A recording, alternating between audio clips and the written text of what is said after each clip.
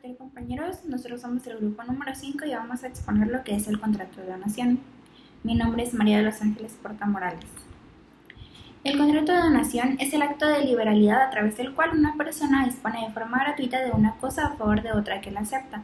Es un contrato en virtud del cual una de las partes, por espíritu de libertad y por tanto espontáneamente, se desprende de forma definitiva de un sector de su patrimonio, para con ello aumentar en la misma medida el de un tercero.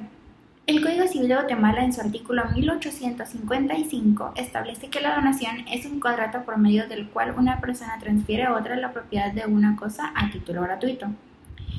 La donación se manifiesta en dos instituciones jurídicas, como contrato en la donación entre vivos y como donación por causa de muerte. Las características de la donación. Principal es cuando subsisten por sí solos y accesorios es cuando tienen por objeto el cumplimiento de otra obligación. Traslativo de dominio, porque se transfiere. Unilateral es si la obligación recae sobre únicamente una de las partes, y bilateral cuando ambas partes se obligan recíprocamente. Gratuito solo será gratuito si el donatario expresamente acepta la gratuidad. De tracto único y de tracto sucesivo. De tracto único es cuando se realiza en un solo acto o momento jurídico, y de tracto sucesivo es cuando hay un plazo determinado o determinable para realizarlo.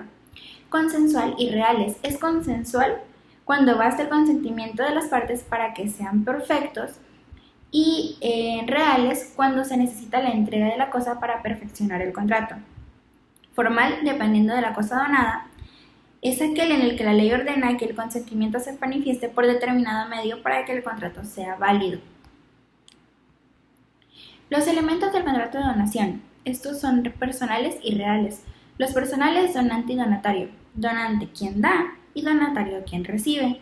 Reales, esta es la cosa que se dona.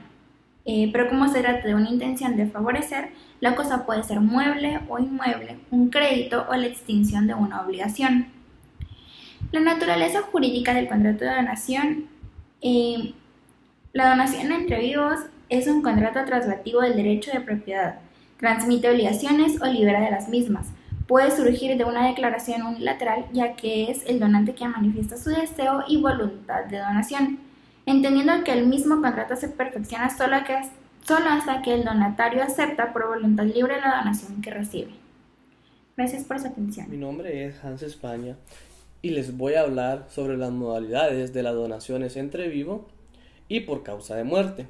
La donación entre vivos es contractual y de tal como lo regula el artículo 1855 antes citado, y la donación por causa de muerte, en cambio, deriva de la realización de un negocio jurídico unilateral que no cuenta con la calidad de contrato y además se asimila a los legados.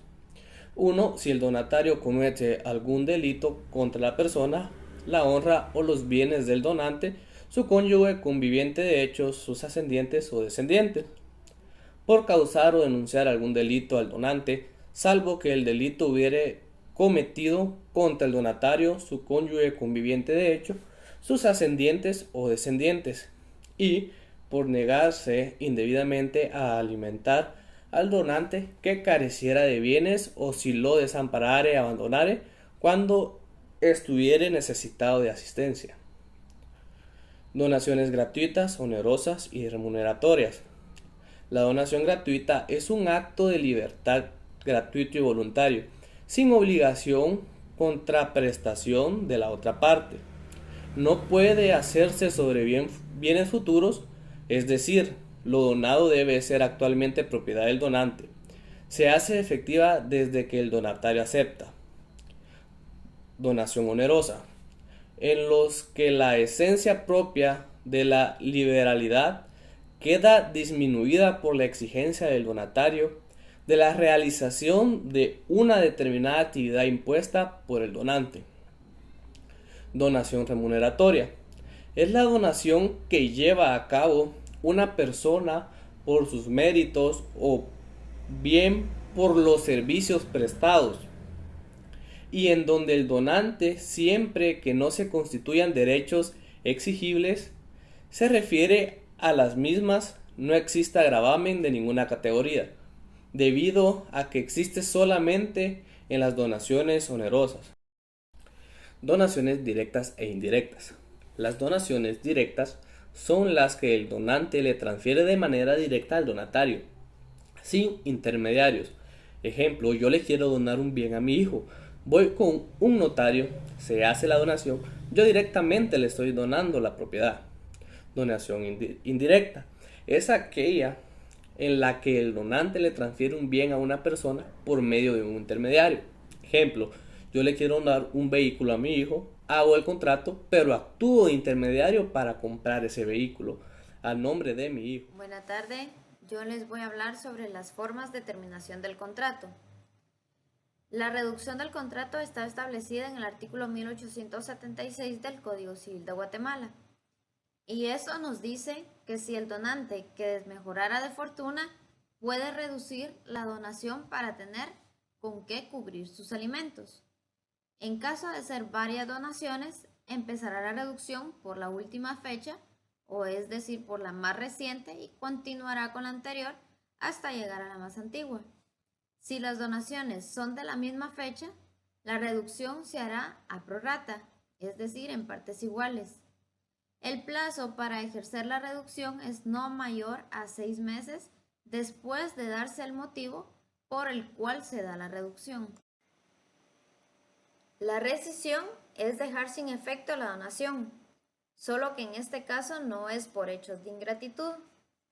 La rescisión se da cuando el donatario en la donación onerosa deja de cumplir con las obligaciones que le han sido designadas. El plazo para ejercer la rescisión es de 6 meses contados a partir de la fecha en que se dio el motivo de la misma. En el artículo 1877 del Código Civil de Guatemala se establece que lo aplicable en los casos de revocatoria, reducción y rescisión del contrato de donación.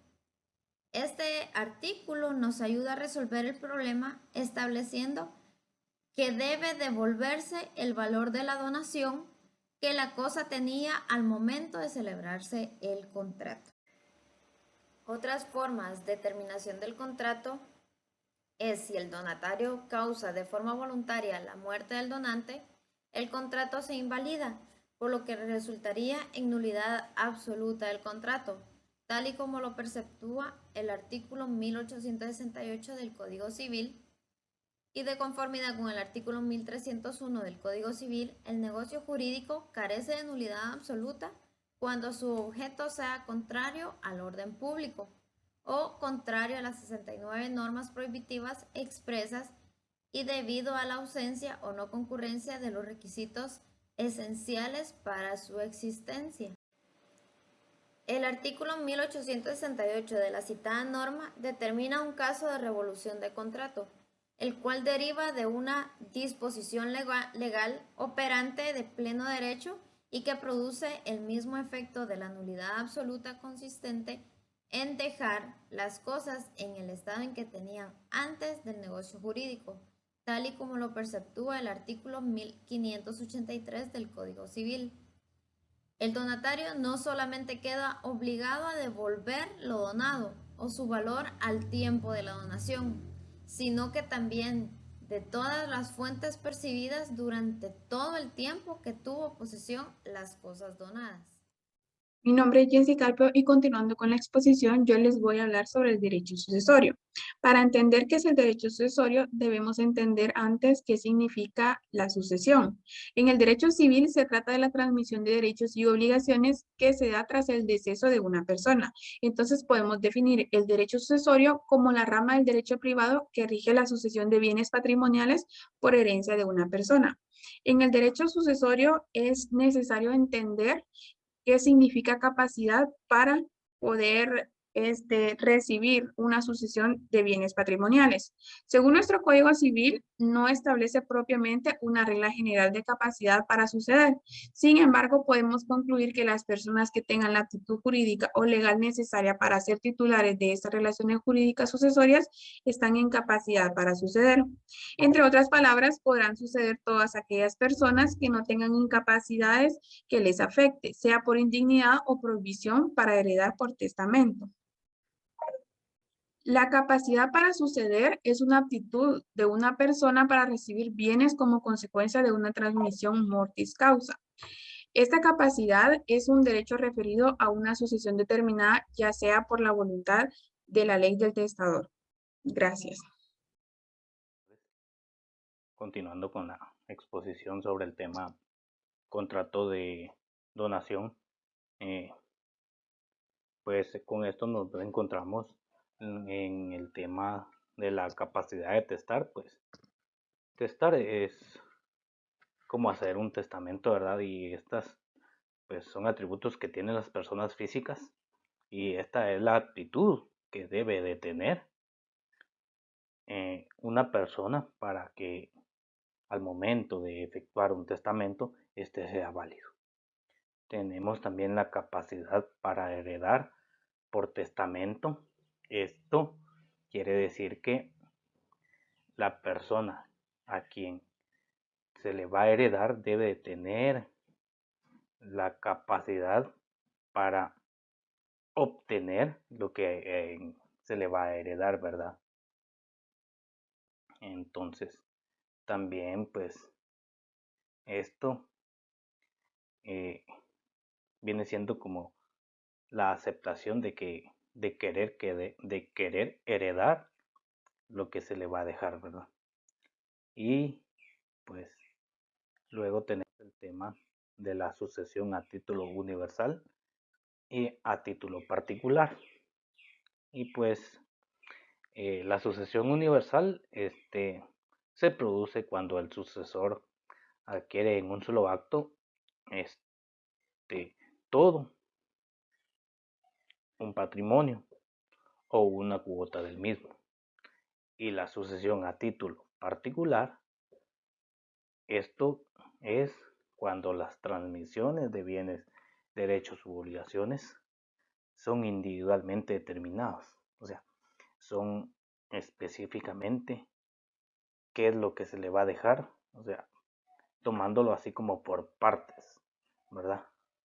Muchas gracias. El concepto de testamento ha sido una idea muy trabajosamente elaborada a través de la historia, desde los pueblos primitivos que no tenían la idea del testar, el derecho romano y la necesidad de establecer el tránsito de la situación de herencia, otorgado las últimas disposiciones, consolidado en Roma. La facultad de testar se centra en el concepto de la institución de heredero y se define el testamento como aquella disposición mortis causa por la cual el ciudadano romano designaba un sucesor que continuase la jefatura doméstica en la familia. Una corriente más moderna le denomina como aquel acto jurídico por cuya virtud una persona establece a favor de otra u otras, para después de su muerte, el destino de todo o parte de su patrimonio o la ordenación entre asuntos de carácter no patrimonial. En nuestra legislación se define claramente el concepto de testamento en el artículo 935 del Código Civil. El testamento es un acto puramente personal y de carácter revocable, por el cual una persona dispone del todo o de parte de sus bienes para después de su muerte. La sucesión testamentaria. La sucesión por causa de muerte se realiza por la voluntad de la persona, manifestada por testamento, llamándosele de esta forma testamentaria, comprendiendo todos los bienes, derechos y obligaciones que no se extinguen con la muerte. Extracto del artículo 917 del Código Civil. En las fuentes de la relación jurídica sucesoria, la sucesión testamentaria es la primera y la más importante de sus fuentes. La sucesión intestada. Los códigos de origen latino dan preferencia a la sucesión testamentaria, tratándola en primer lugar y dejan en segundo la sucesión intestada, es decir, aquella que, a falta de la voluntad de la persona expresada en testamento, ocurre cuando son llamados a heredar los parientes que dispone la ley, en el orden establecido por ella. Ese criterio es el seguido por el Código Civil de Guatemala. Mi nombre es Kimberly Naomi Gailán de Berriarse y voy a continuar hablándoles acerca de la evolución del contrato de donación. Vamos a empezar hablando acerca de los antecedentes históricos. Entre ellos está que proviene del derecho romano primitivo y revelan un carácter fuertemente religioso. Estos tenían por sanción la condictio para arreciar la medida de la obligación. El juez se atenía a la misma letra del contrato sin considerar ninguna equidad. ¿Quién inventó el contrato? Su origen puede encontrarse desde el Aveón, quien los inventa por los casos en que realmente existía un contrato. Para que haya un contrato innominado se señala que debe haber un acuerdo sinalagmático, que una de las partes haya cumplido su prestación. Su efecto principal es el de dar nacimiento personal de cumplimiento, como eran los contratos antes. Los contratos se dividían en verdaderos y en cuasicontratos. Eran verdaderos los que se basaban en el consentimiento expreso de las partes y eran cuasicontratos los basados en el consentimiento presunto. A su vez, los contratos verdaderos se dividían en nominados e innominados. ¿Cuál es el objetivo de los contratos? El derecho a prestación sobre el que recae la obligación pactada se identifica generalmente con la prestación. Esto es la conducta con que se obliga al deudor y que el acreedor pueda exigirla. ¿Qué era el contrato según los romanos? Se definió el contrato como el acuerdo de dos o más personas para constituir, regular o extinguir entre ellos un vínculo jurídico. Por contrato podemos entender que se trata de un acuerdo oral o escrito en el que dos o más partes se comprometen a cumplir una serie de condiciones. Lo más común en dejarlo por escrito es para asegurarse de cumplimiento del mismo. Promesa y de la opción. El contrato de opción lo podemos encontrar en fundamento de los siguientes artículos. Artículo 1674. Se puede asumir por contrato la obligación de celebrar un contrato futuro. La promesa de contrato debe otorgarse en la forma exigida por la ley para el contrato que se promete celebrar. Artículo 1675. La promesa de contrato puede ser unilateral o bilateral. Artículo 1676. La promesa unilateral es la estipulación que una persona hace a favor de otra, otorgándole la opción de adquirir una cosa o un derecho en las condiciones pactadas o por el tiempo convenido. Artículo 1683. Si el prometiente se negare a otorgarle la escritura para dar forma legal al contrato prometido, en su rebeldía lo hará el juez, salvo que la cosa haya pasado a tercero de buena fe, en cuyo caso la promesa se resolverá en el pago de daños y perjuicios. Artículo 1684. La acción para exigir el cumplimiento de la promesa deberá establecer dentro de los 3 meses siguientes el vencimiento del plazo convencional o legal.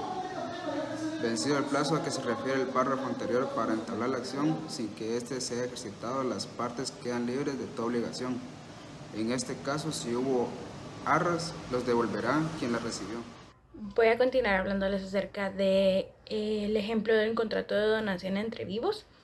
En la elaboración de este contrato, primero debe iniciarse señalando el orden protocolar del notario en cuanto al número de escritura.